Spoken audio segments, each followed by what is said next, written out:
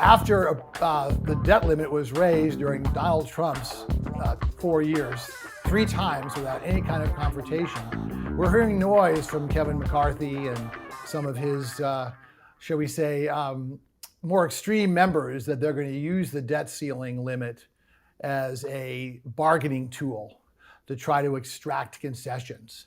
And I'm hoping that you seem to be a pretty reasonable person and that you're not going to, because to me, that's basically like going on a spending binge. And let's let everyone know, nobody incurred, built up more debt in 4 years than Donald Trump, more than any president ever.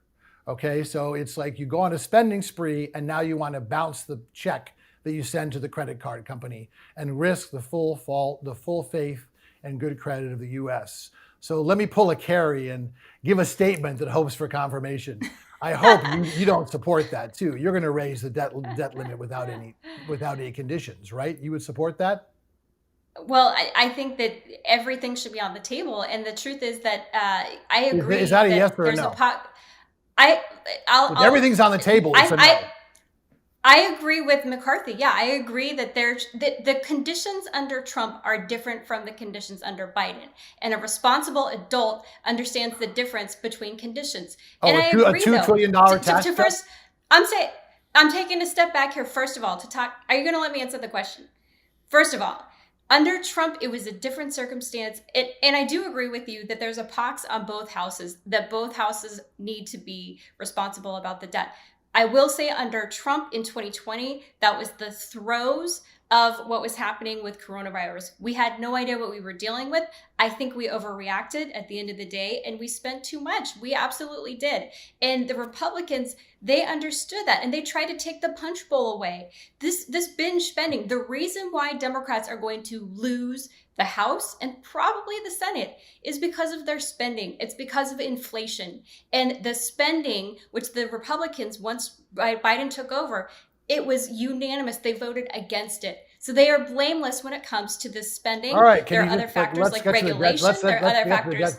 So yeah, well, and so yeah, but it's all related because now we're over $30 trillion in debt. We are spending, our debt to GDP ratio is highest than it's ever been since World War II. So we're spending as if we are in a wartime condition like World War II, but then Joe Biden tells us that coronavirus is over, and so we shouldn't be doing this. And what does he want to do? He wants to put on up to $1 trillion in student loan forgiveness, which is illegal, but still, he also wants to do so much more spending. So no, I think that Republicans should go to the table and they should have leverage here, and they should say, we're taking the punch bowl away. Let's make some cuts elsewhere. Let's be adults.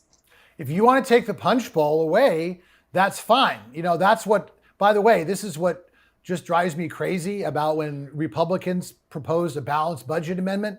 Okay, Congress could balance the budget anytime it wanted. If the Republican Congress could have done that when they proposed it. Okay, even you'll agree on that. Congress has the power of the purse, but they're such wimps that they try to pass the buck and try to do it through something that could literally, if we went into an economic downturn, if we had a balanced budget amendment, that could literally throw us into a depression, because that's when the government needs to spend money. And by the way, yes, we did spend a lot on COVID relief, and I agree. I think it was a bipartisan thing. We didn't know things were going. But there was also a $2 trillion tax cut, over 80% of it, which went to the top 1%, that was totally unnecessary, that did very little. And as well as, way higher defense spending than we needed. There was no effort to control spending. But the bottom line is, that's a moot point. Okay, when spending is approved by Congress, and the Democrats didn't object to the debt limit increases when Trump was president, okay? So this is something, again, when Republicans are in office, spending is fine. When Democrats are in office, all of a sudden, spending is the devil. And you look back historically and you will see that. But the bottom line is, this is the full faith and credit of the US, okay? If the Republicans take over, then they can propose budget cuts, okay, that will address that.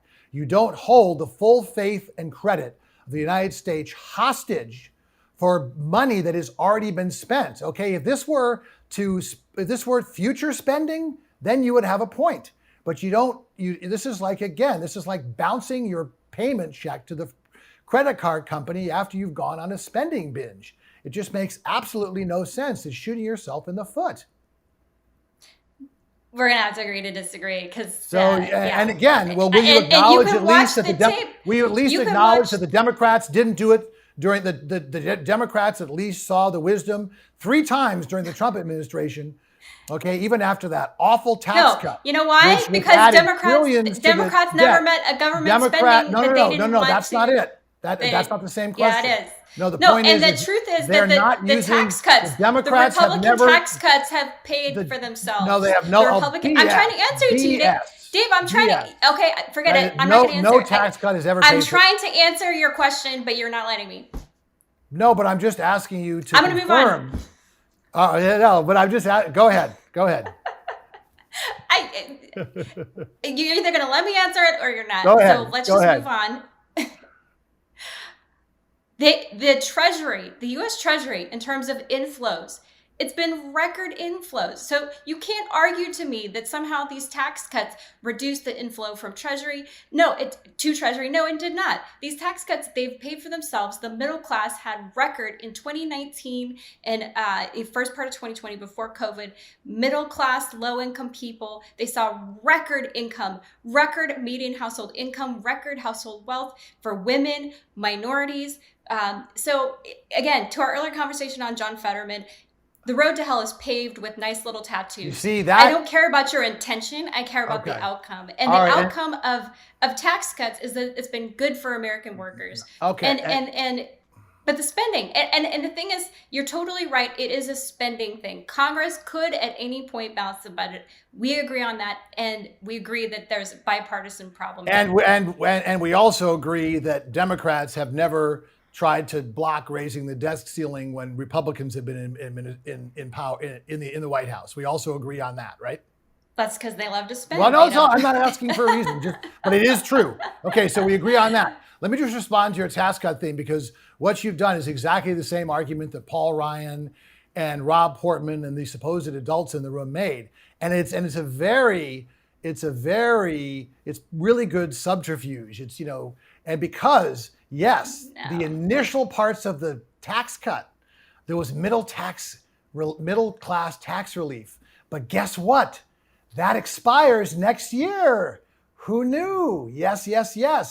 And the tax cuts for the wealthy. That's because... No, I didn't interrupt you. The tax cuts for the wealthy, those stay on till the end. See, that's how they were able to sell it as a middle class bill, because they threw a few lollipops in at the beginning. Okay? So you have fallen for that trap, but our viewers should not fall for that trap, because you can look it up. Starting in 2023, those middle class benefits phase out. But are you ready for this? Real shocker. The high-end tax cuts stay in through the very end.